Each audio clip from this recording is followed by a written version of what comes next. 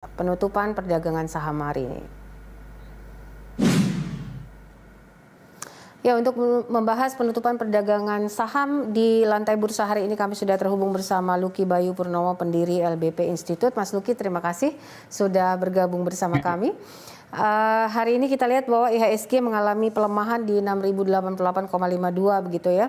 Apa yang menjadi sentimen di lantai bursa, Mas, hari ini? Pertama, sentimen tersebut berasal dari Nasdaq, ya, di mana Nasdaq tersebut menjadi trigger untuk mempengaruhi kinerja sektor dan indeks lainnya, antara lain Dow Jones dan S&P 500. Nah, kita lihat Nasdaq sendiri, perusahaan-perusahaan big caps di sana seperti Amazon, kemudian Google, Alphabet, kemudian Microsoft yang memberikan perkiraan earning atau laporan yang akan datang mengenai tahun bukunya itu dapat mencapai perolehan laba yang lebih tinggi.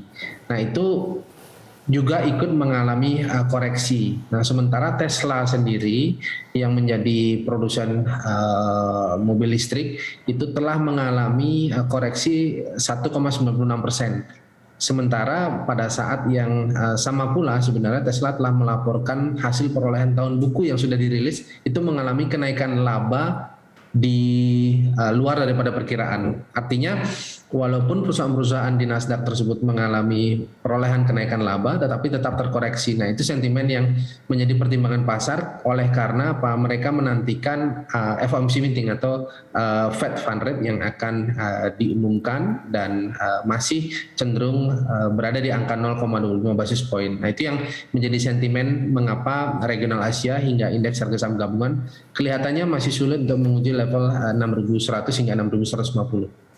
Oke, Mas, rencananya itu kan besok jika The Fed akhirnya nanti mempertahankan suku bunga begitu ya, dan juga kebijakan moneternya, akan seperti apa prospek IHSG esok atau paling tidak sampai hingga akhir Agustus nanti?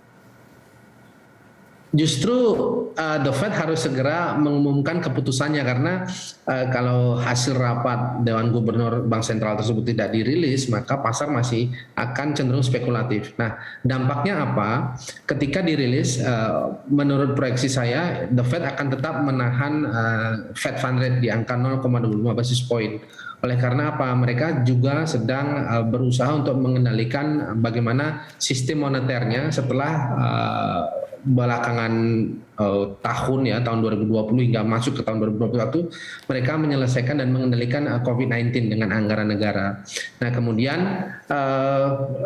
stimulus tersebut cenderung lebih ketat saat ini. Nah, itu yang menjadi proyeksi saya mengapa Fed Fund Rate cenderung menahan suku bunga, dan itu akan memberikan sentimen positif sebenarnya bagi pelaku pasar, terutama untuk global market, regional Asia dan Indonesia. Mengapa? Karena keputusan tersebut akan memberikan keterangan bahwa tingkat volatilitas pasar akan jauh lebih stabil dibandingkan dengan kondisi saat ini. Oke, IMF ini kan memangkas proyeksi ekonomi ASEAN 5. Kalau dilihat dari apa yang terjadi, bagaimana selera resiko dari investor saat ini? Sebenarnya investor saat ini sedang mewaspadai ya apa yang akan dihasilkan dari kuartal berikutnya di tahun 2021, di mana kita telah mengalami momentum kontraksi terendah sejak tahun 2020 di angka minus 5,32% dari angka pertumbuhan ekonomi Indonesia. Kemudian yang terakhir kita mencapai masih angka kontraksi di angka minus 0,74%. Nah, untuk itu pada dasarnya kalaupun nanti hasil perolehan angka PDB kita mengalami kenaikan, itu tidak memberikan satu sentimen yang cukup signifikan karena apa? Secara regional Asia rata-rata PDB itu sudah di atas 2% dan 3%. Nah, untuk itu yang dibutuhkan saat ini memang sentimen kita lepas dulu dari zona kontraksi pertumbuhan ekonomi kita, paling tidak proyeksi saya itu adalah 0,70% atau 0,7% ya, itu target PDB kita di kuartal berikutnya, dan itu yang mendorong sebenarnya indeks dapat berada di level 6.150 hingga 6.225. Oke, rekomendasi untuk saham-saham cyclical dan juga defensif saat ini paling tidak untuk short term seperti apa, Mas Lucky? Saya memberikan pandangan terhadap saham Astra, di mana Astra itu telah dekat dengan angka terendahnya. Angka terendah Astra selama 52 minggu sebelumnya itu ada di angka 4.350. Saat ini angka Astra sudah berada di angka 4.710. Nah, untuk itu Astra telah berada di teritori yang relatif rendah dan relatif murah. Dan Astra memiliki sifat yang defensif karena pekerjaan atau aktivitas perusahaannya itu berada pada multisektor, dan ini sebenarnya yang dijadikan momentum di mana kita harus memperhatikan saham-saham memiliki fundamental yang cukup baik, kemudian usahanya terintegrasi, kapitalisasinya cukup besar, tetapi harganya murah dan juga rendah. Itu yang saya lihat Astra yang sudah berada pada level terendah dengan target ada di angka 5.000 hingga 5.250 dari harganya saat ini di angka 4.700. Oke, untuk consumer sendiri? Untuk consumer sendiri, saya melihat beberapa emiten yaitu AMRT atau Alfamart. Nah, ini juga menjadi emiten yang dapat diunggulkan. Kebetulan per hari ini sektor consumer good juga memperoleh apresiasi walaupun indeks mengalami penurunan. Nah, ini menjadi salah satu katalis dan sinyal bahwa sebenarnya secara sektoral pasar lebih memilih emiten-emiten yang memiliki market share, kemudian likuiditas di tengah koreksi yang terjadi dari sentimen penantian Fed Fund Rate atau FOMC meeting yang akan diadakan mendatang. Baik, jadi rekomendasinya untuk pekan depan ini seperti apa, Mas Luki? Apakah harus sell on strength atau mungkin spekulatif buy? Saya memberikan anjuran untuk melihat saham-saham yang pertama berbasis kapitalisasi besar, antara lain adalah Astra dengan entry point di level 4.500 hingga 4.300 sebagai harga terendahnya di sepanjang 52 minggu sebelumnya. Kemudian target Astra ada di angka 5.300. Berikutnya dapat menjadi pilihan antara lain adalah banking yaitu Mandiri dan BRI.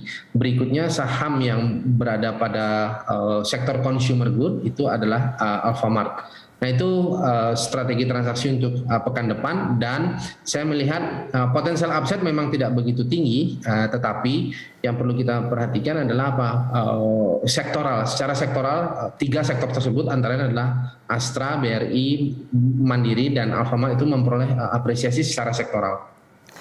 Baik, untuk emiten, peluang-peluang emiten mungkin di kuartal 3 nih, saham-saham atau emiten apa saja mungkin yang berpeluang cuan ini, Mas Luki?